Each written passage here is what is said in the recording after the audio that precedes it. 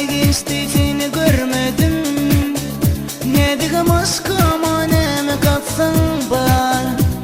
Günün geçmez seni görmesem.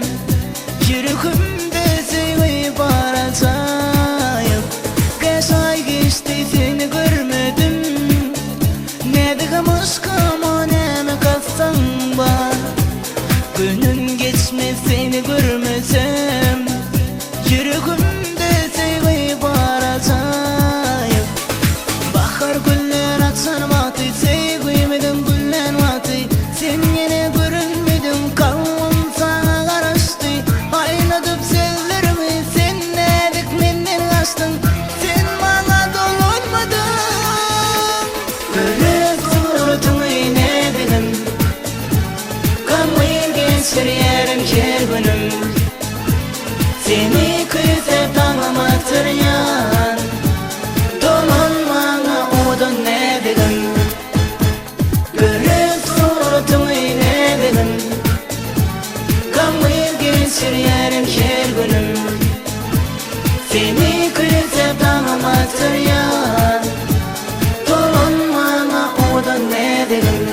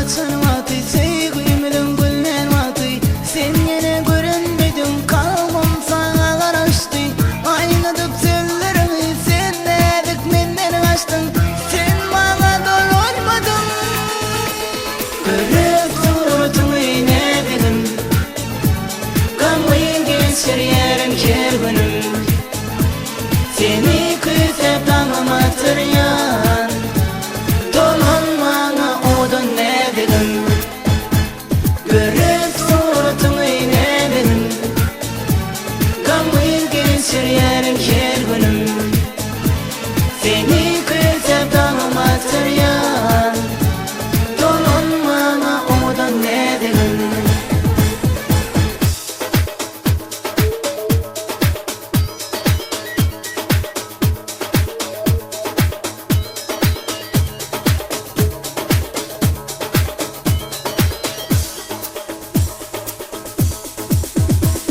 görüp suratımı ne dedim kalmayıp geçir